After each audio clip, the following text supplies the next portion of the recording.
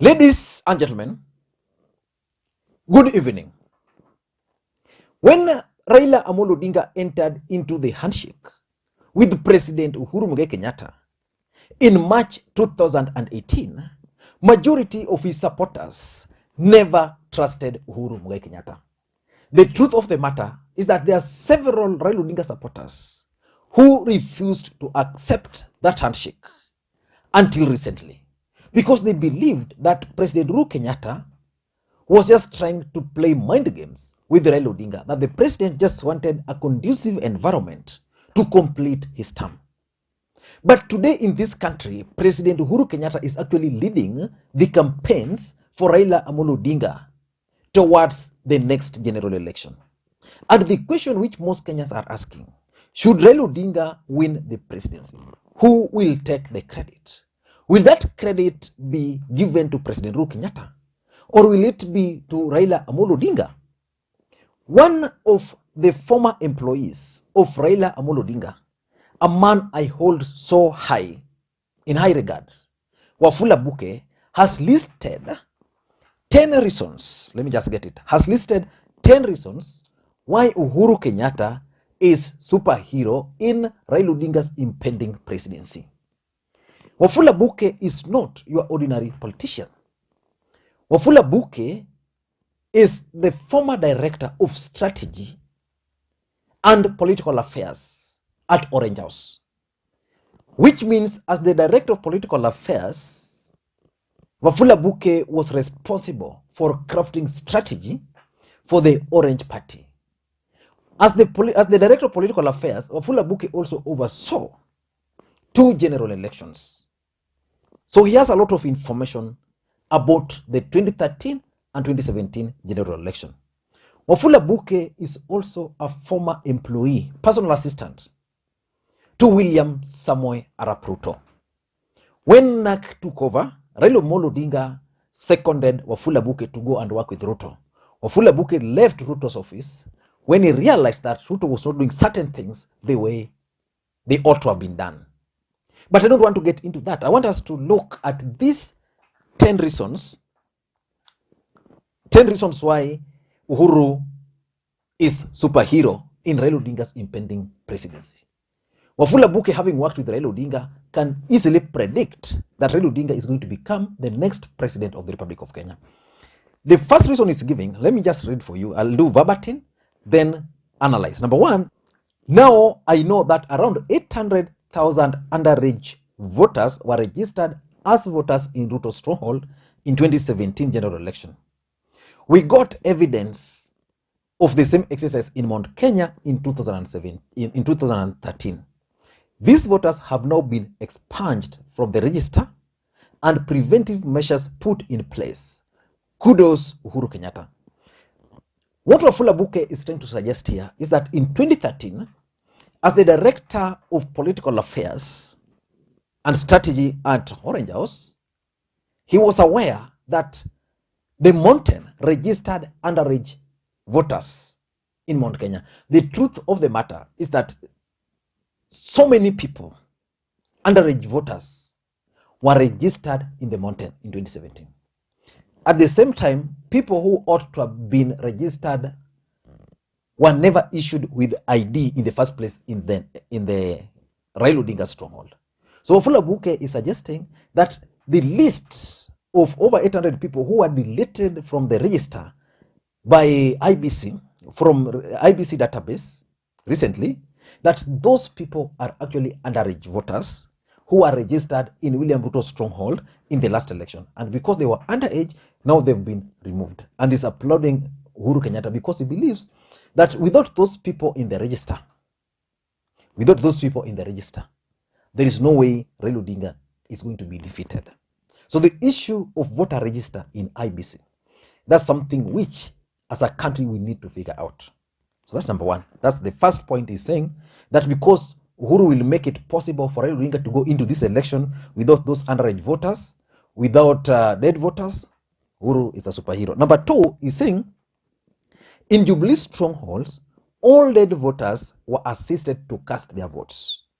Now, these voters will not show up at the polling station. Uhuru has instructed them to stay put.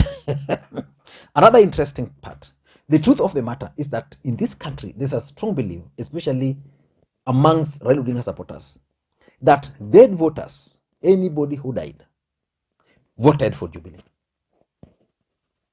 Remember, the government has database of dead people.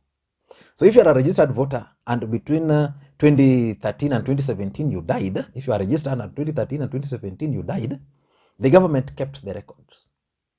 So ultimately, those dead voters, they ensured that they voted either electronically or through any other means. So that if in a polling station 6 people had died, they ensured those 6 people voted by casting votes for them.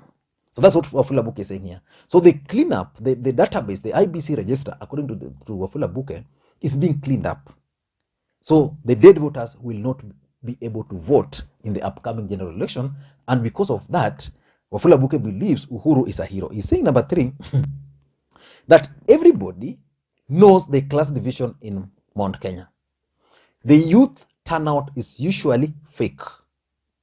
Most of their voters are usually most of their votes are usually cast for them on voting day.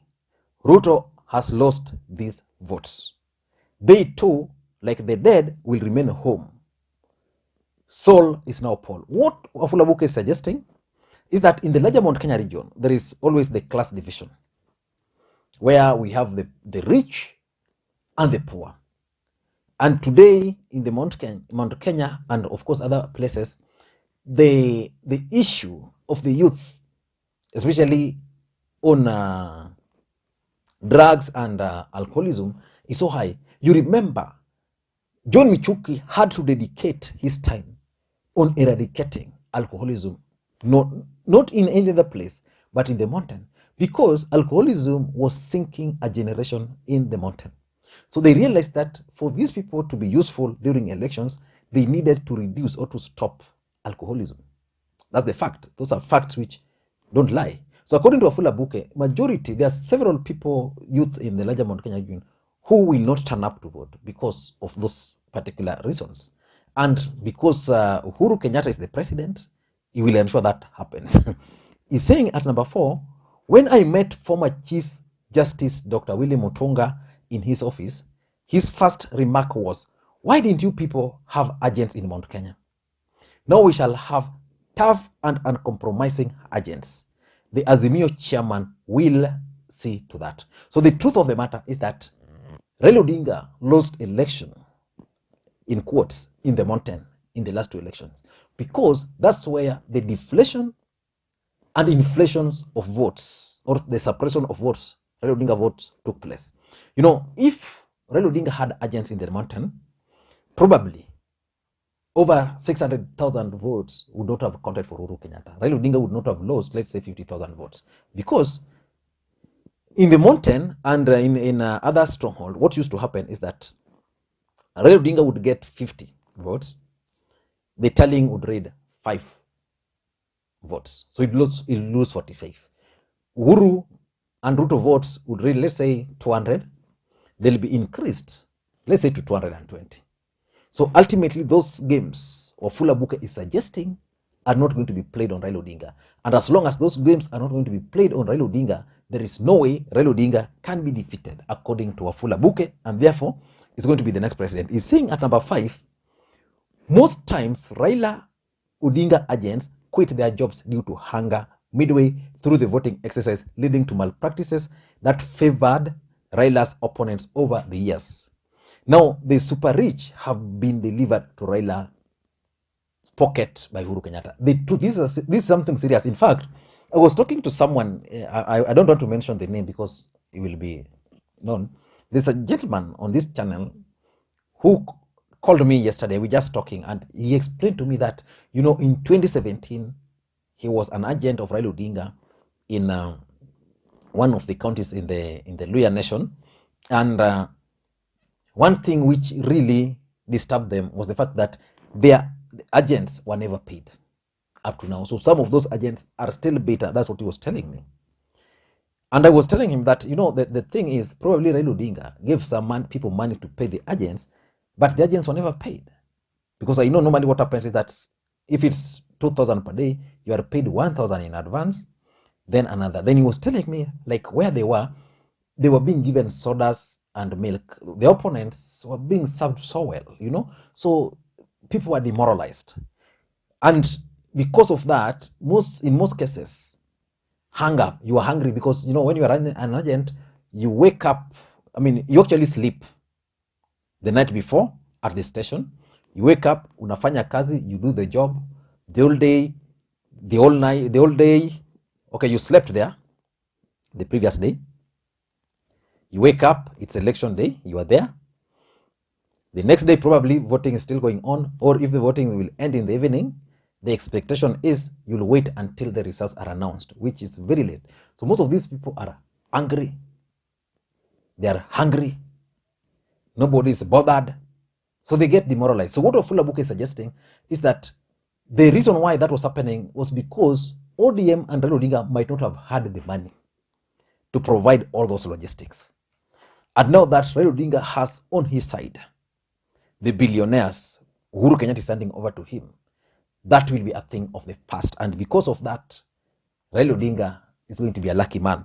And he's saying at number 6, if anybody ever rigged our elections this year, we shall freely throw stone with the GSU on our side, taking over State House by mass action like happened in Philippines. Egypt is verbal. So the truth is, what Wafula Buke is saying in this particular point is that Raila Odinga's elections have always been stolen. But anytime they are stolen, when you go to the street, you meet the full force of the police. This time around, if someone attempts to rig Raila Odinga's elections, then the supporters will go to the streets, but they will not be met with the full force of the police. What will happen is that they will go, according to him, to State House and take over power. Basically, what Wafula Buke is trying to suggest here is that there is no way Uhuru is going to allow Ruto to take over. That's the point. And Wafula Buke is saying at number 7, very interesting. Wafula Buke is saying at number 7 that under Uhuru's care, the uncompromisable Musandos have multiplied within the IBC. Ruto atapitia wapi? Ameanza kuimba pambio ya ODM. They are planning to steal my vote. So basically what he's suggesting is that there were people who are sympathetic to Raila Odinga within the IBC. But because the system did not favor those people, they feared coming out. So the only person who came out was Musando. But Musando rested. And therefore, so many Musandos are still favoring Raila Odinga. And now they will be with the system and they will be supporting Raila Odinga. So Ruto atenda wapi? So basically, Raila Odinga failed to win the presidency because he was rigged in. Someone went, eliminated Musando. After eliminating Musando, took the finger, used it to log into IBC system. This country, people are, I don't know. How do you do that? How do you chop someone's hand forcefully? Wangechukua tu hata huyu jamaa waende wamchukue hiyo dini whatever, but leave him. Why do you terminate someone? Chop off the hand and then use it to access database just because of election. Anyway, let me not go there. And he's saying at number 8 that in Tanzania, Ronnie Raburu, these are his friends, Peter Owino Rangenya, and I witnessed Raila Odinga treated like a co-president. The other day, he was in Salva Kiir, president of South Sudan, to receive fuel. Museveni's receive fuel yoni. Museveni's son has handed over his father to Raila.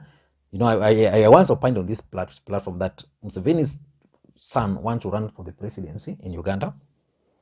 And Uhuru, he met Uhuru, after that, paved way for Raila to be with Museveni. So he's saying, where will Ruto hold as momentum for his fall increases? And he's saying at number 9, need I talk about the 2 million people who voted for a president alone and went home in 2013?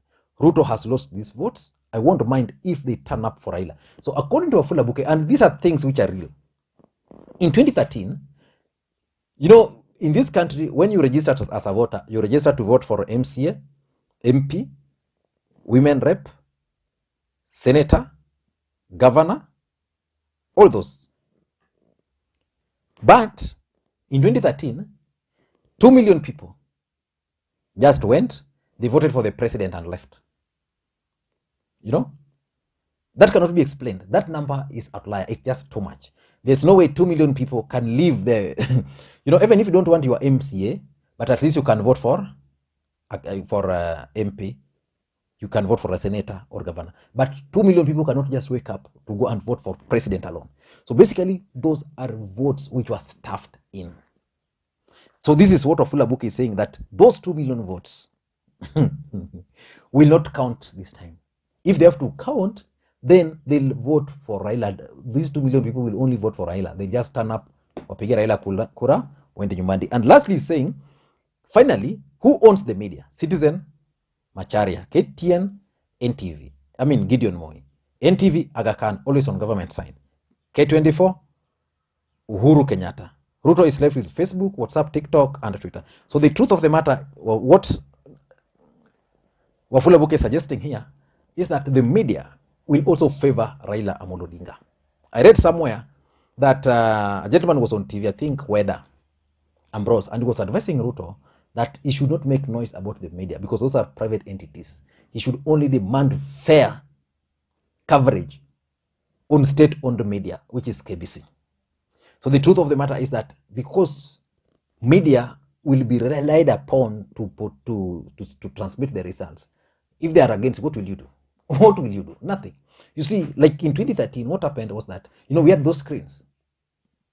The results were being beamed there. All media houses. So even if rigging was taking place here, Kenyans were just watching on those TVs. They were just seeing how Uhuru was getting votes, you know, defeating Raila, without knowing what was happening in this other side. I don't know what you think. Let us wait and see what's going to happen. But I think Wafula Buke has some points which probably will determine or shape the elections. Thank you guys, and may you have a good day. Bye-bye.